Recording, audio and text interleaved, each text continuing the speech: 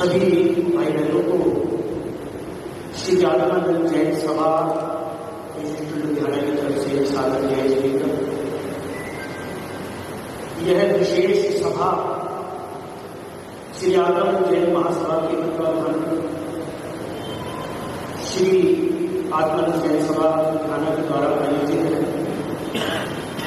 और आज इस सभा में सकल उत्तर भारत से अनेक संघों से लोग भक्त यहाँ पर पधारे हुए, जिनमें जालंधर, अंबाला, जंडियाला, दिल्ली, रायपुर, गुड़गांव, होशियारपुर, गुराया, जंडियाला, अमृतसर और चंडीगढ़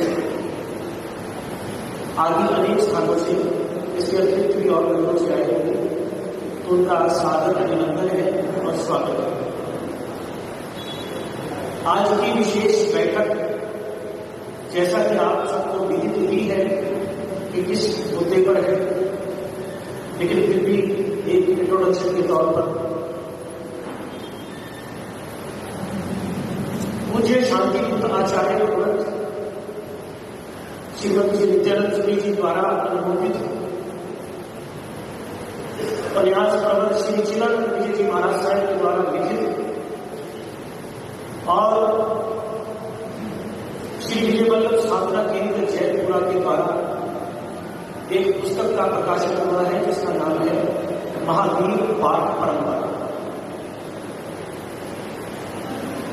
यह पुस्तक हमारे पास आई,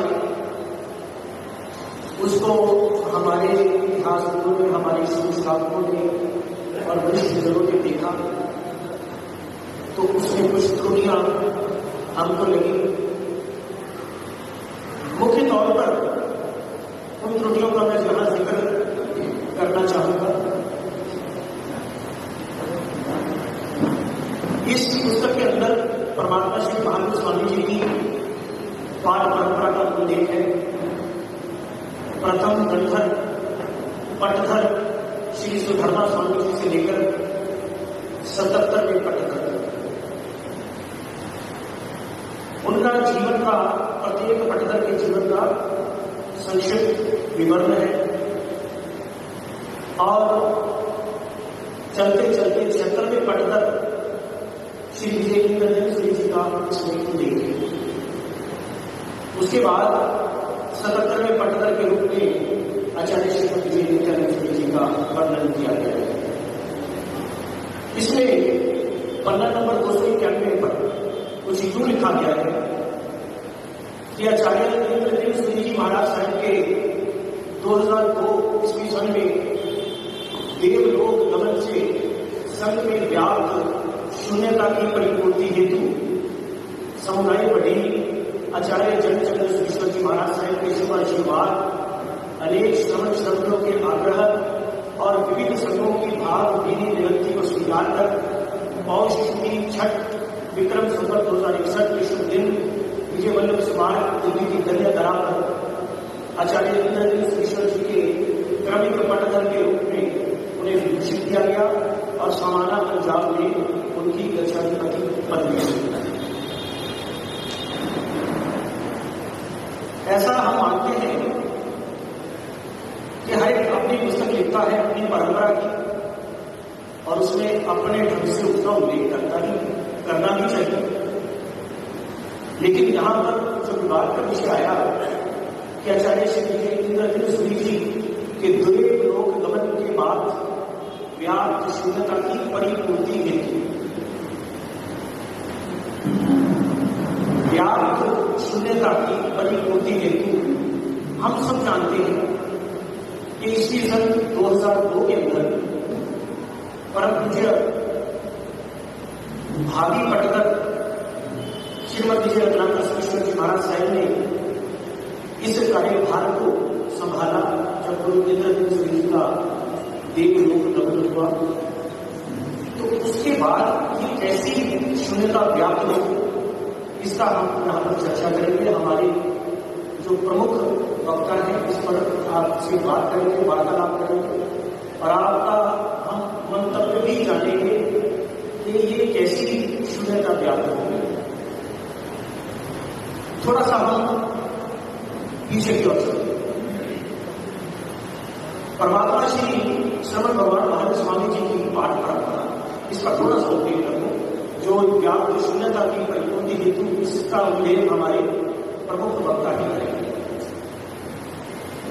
श्रवण भगवान महावीर स्वामी जी, उनके 11 गणधर्व, परमात्मा श्री महावीर स्वामी जी 11 गणधर्व, लेकिन उन्होंने अपनी पाठ परंपरा पर विराजित 5वें गणधर श्री सुधर्मा स्वामी जी को सुशोभित किया। वो केवल जानते थे परमात्मा महावीर और जानते थे कि कौन उचित है इसमें। उन्होंने श्रवण श्री सुधर्मा स्वामी जी को पाठ पर विराजित किया।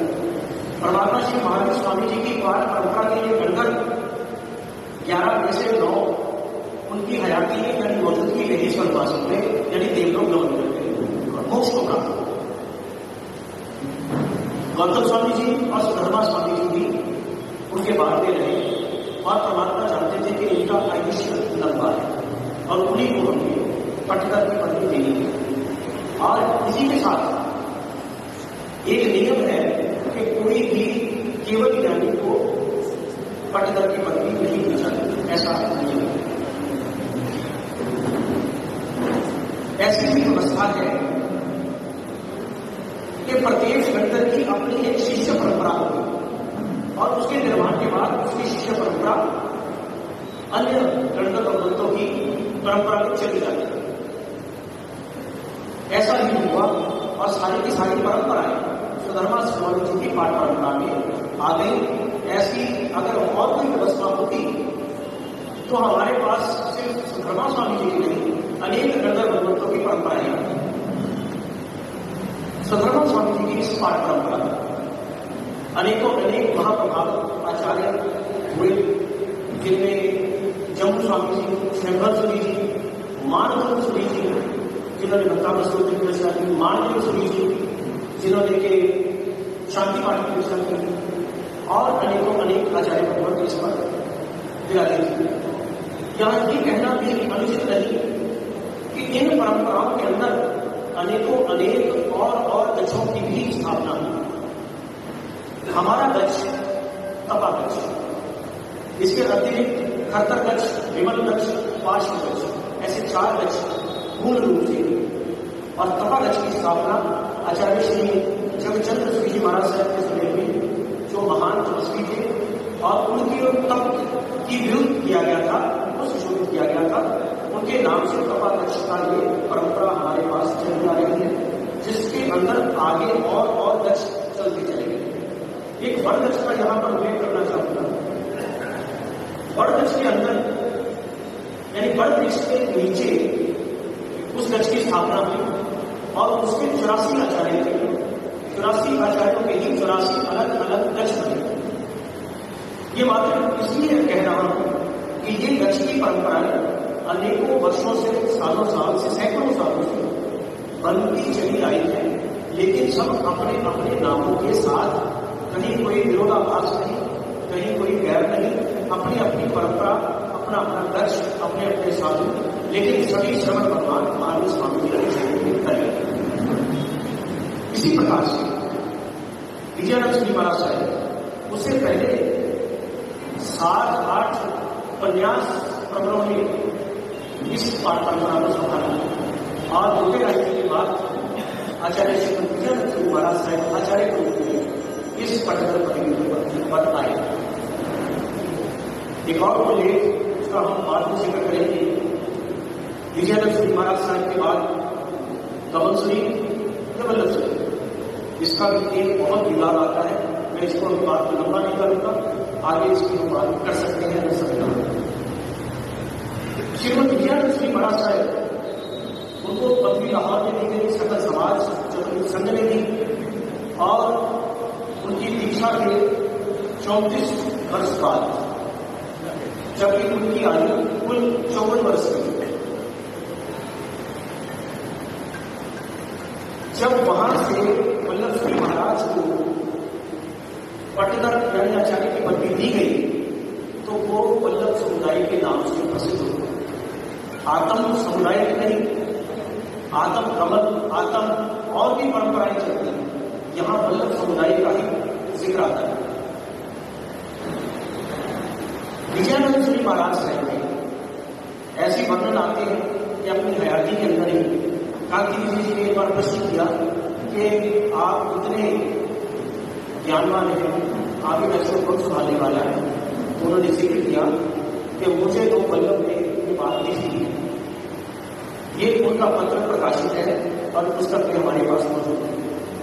यानी आत्म के बाद वल्लभ श्री महाराज साहब ने समुद्र श्री महाराज साहब को दी, समुद्र श्री महाराज साहब ने इंद्रदेव श्री महाराज साहब को, और इंद्रदेव श्री महाराज साहब ने अपने माध्यम से रत्नाकर श्री महाराज साहब। यहां कच्छ की परंपरा कैसे होती है इसका थोड़ा सा सुनिए। एक है लोकतंत्र, एक है राजतंत्र।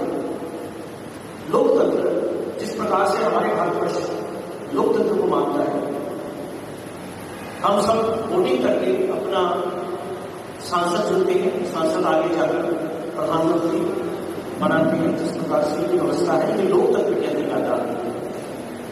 इसी प्रकार से राजशाही तंत्र, एक राजा अपने राजकुमार को राजा बनाता है। उसका किस प्रकार से होता है? उसका राज्याभिषेक किया जाता है।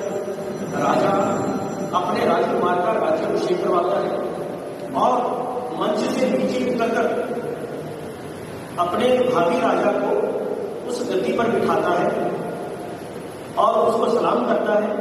उसको देखकर सारी प्रजा भावी राजा को प्रणाम करती है, सलाम करती है। उसके पीछे कारण इतना कि जैसे मैं भावी राजा को प्रणाम कर रहा हूं, इसकी आज्ञा को मान रहा हूं, उसी प्रकार से मेरे बाद में आप सब इस भावी राजा को मानिएगा।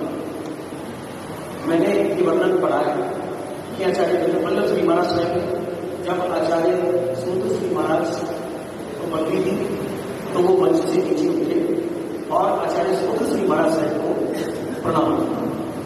ऐसा जिक्र मैंने मुझे दादाजी से और उन्होंने विजयानंद पत्र के अंदर संपादकीय के अंदर ये लिखा कि हमारी राजशाही परंपरा। आज हम अक्सर बोल देते हैं कि ये अच्छी है इनको बनाना चाहिए, वो अच्छी है उनको बनाना चाहिए। ये हमारा विषय ही नहीं है। कोई और कारण हो तो अलग बात, लेकिन ये हमारा विषय नहीं है। तो इसी प्रकार से आचार्य रत्नाकर सिंह को पटदर बदली अपने मुखारबिंद से परम पूज्य श्रीमद विजय इंद्रदेव श्री महाराज साहब ने दी और आचार्य श्रीमद विजय रत्नाकर सिंह जी महाराज साहब के बाद अब ये व्यवस्था एक अलग है, लेकिन यही चली जा रही है। उनका कालधर्म अनायास ही हो गया, किसी को मालूम नहीं था। और उनके निर्माण के बाद, उनके वनवास के बाद जैसा कि परंपरा है, उनके आज्ञानुवर्ती वरिष्ठतम आचार्य को ये उनकी सारी चीजें होगा और अन्य सामग्री भी सौंपी जाती है और उनको भावी कक्षा में प्रतिक्रिया में स्थापित किया जाता है। अब ये सारी चीजें आप भी जानते हैं, मैं भी जानता हूं, हम सब जानते हैं। लेकिन पुस्तक के अंदर ये शून्यता व्याप्त होते हैं। इस पर अब चर्चा का विषय है, इस पर हम चर्चा करेंगे। सबसे पहले प्रमुख वक्ता के रूप में मैं बुलाना चाहूंगा जो हमारे शिक्षक विद्यालय के साथ और महासभा के साथ जुड़े हुए हैं। लगभग 50 वर्षों से जिनका समाज के साथ कोई जुड़ाव है। आचार्य श्री समुद्र श्री जी महाराज साहब से लेकर अब तक सभी आचार्य भगवंतों के साथ में इनके निकट के संबंध रहे हैं, उनके अनुयायी रहे। मेरी मुराद होते नहीं हमारे प्रमुख वक्ता के रूप में हमारे बड़े भाई श्री सिकंदरलाल जी जैन के उनसे निवेदन करूंगा कि इस पुस्तक पर जो विवाद की स्थितियां हैं उसको स्पष्ट करें और इस पर आगे क्या होना चाहिए उस पर अपना मंतव्य रखें, अपने मन की बात रखें। आप सबसे भी निवेदन करूंगा कि आप सब अपना मंतव्य रख सकते हैं, लेकिन जिस पर सबके अपने अपने मन के भाव हैं, लेकिन समय की अपनी मर्यादा है। हम अपने अपने भाव रख सकते हैं, लेकिन एक संस्था के द्वारा केवल एक ही व्यक्ति अपना वक्तव्य केवल 2 या 3 मिनट में समाप्त करेगा। अपनी भाषा का उपयोग मर्यादित होना चाहिए। हमारे लिए समस्त आचार्य समस्त साधु साध्वी का ग्रंथ वंदनीय है, पूजनीय है। किसी के प्रति कोई अभद्र भाषा का प्रयोग नहीं करेगा। और अगर ऐसा हुआ भी तो हमारी टीम आपसे माइक ले तो कृपया करके पूरा मत मानिए, क्योंकि हम एक सभ्य हैं, एक सभ्य समाज के सभ्य हैं। और जो मुद्दा है उससे अलग कोई भी बात ना करे, ऐसा आप सबसे सादर निवेदन का मैं निवेदन करूंगा। वक्ता के रूप में बड़े वरिष्ठ